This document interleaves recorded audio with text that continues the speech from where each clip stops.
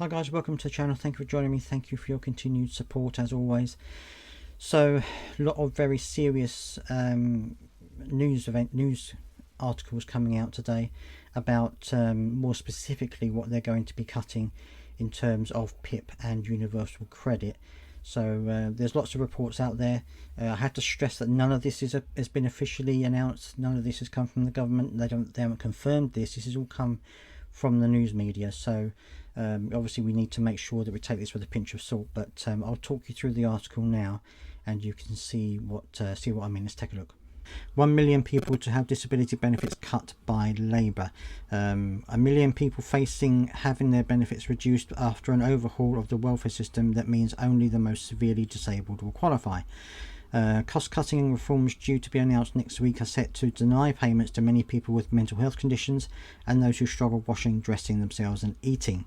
The changes to eligibility criteria have been estimated to hit around 1 million people and are set to be applied to new claimants and reassessments of existing claimants. So if you are a new claimant, or if you are going to be reassessed in a couple of years, or however it may be to your reassessment, that new eligibility criteria will then apply to you when you are reassessed, which is absolutely hurtful, to be fair. Keir Starmer's been criticised for the £5 billion cut into sickness benefits, but he insists it needed to stop costs going through the roof. Ministers including Ed Miliband, Angela Rayner, Lucy Powell and the Leader of the Commons have raised their concerns in Cabinet. Rachel Reeves has insisted that the government must get a grip on the broken benefits system. The government's welfare reforms include abolishing the work capability assessment for incapacity benefits and making the long-term sick prepare for work.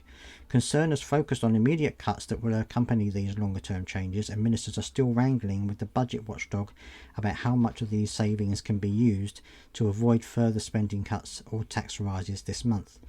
Liz Kendall is expected to cut the top rate of incapacity benefit, which at present means those deemed unfit for any work are paid more than £800 a month, twice as much as job seekers. Some of the savings will be spent on raising the basic rate of universal credit and £1 billion package of employment support. Ministers argue that this is a moral case to improve help and incentives to find a job. But as I have said, scores of MPs have raised concerns about this. While ministers accept they cannot present these changes as encouraging work, they will say it is essential to stem the rising cost of PIP, which is forecast to be increased by 15 million in real terms. So there you go. You see, they're saying that this is all about saving, getting people back into work, but they're cutting PIP, which isn't a work required benefit. So this is just cost cutting. This is all this is about. It's not to do with getting people back into work at all. Present rules: people applying for PIP are given points based on their difficulties with everyday tasks and mobility. Applicants are able to add up points from activities to qualify for payments between £1,500 and £9,600 a year. In future, ministers will require applicants to score at least 4 points on at least one activity to qualify, a threshold that would include those who need help cooking a meal but exclude those who can use a microwave. Needing help to wash your hair or your body below the waist would not meet the new threshold, while needing help to wash your upper body would.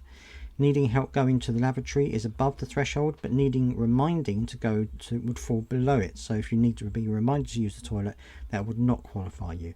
Needing prompting to engage with other people face to face would not meet the new test. Needing help to do so would. So they're really changing the whole situation here. Deaf campaigners are concerned that needing a hearing aid now falls below the new threshold and could lead to some losing out on payments. So it's hitting everybody, absolutely everybody. Those who score 4 points on these tests would require another 4 points to qualify for the lower rate of payment and another 8 points for the higher rate. The changes are expected to slow the rise in claims for mental health problems, which has contributed to a surge in PIP claimants. 3.2 million people claiming PIP, up more than 1 million since 2019, and a forecast to top 5 by 2030. Mental health problems account for 37% of new PIP awards, up from 28% before the pandemic, and are thought to account for a doubling of under 40s starting on disability benefits. However, the move will be fiercely resisted by disabled campaigners.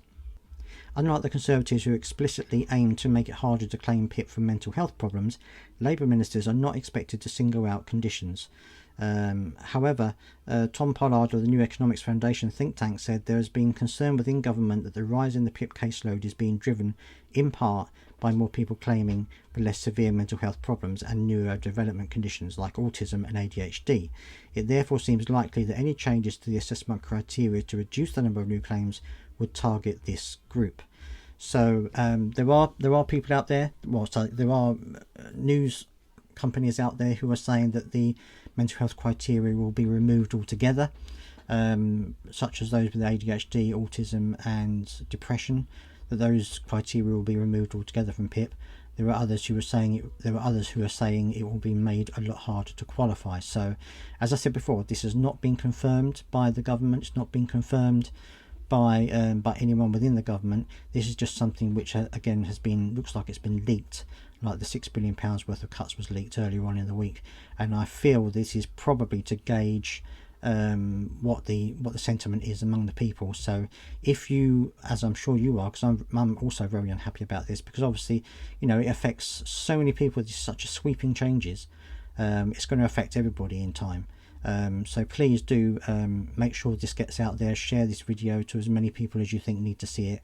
It looks, if this actually does go ahead, it's going to be an awful situation. Let me know down in the comment section what you think. I would always love to hear your thoughts on this. Please do subscribe if you've got this far, and I'll see you next time.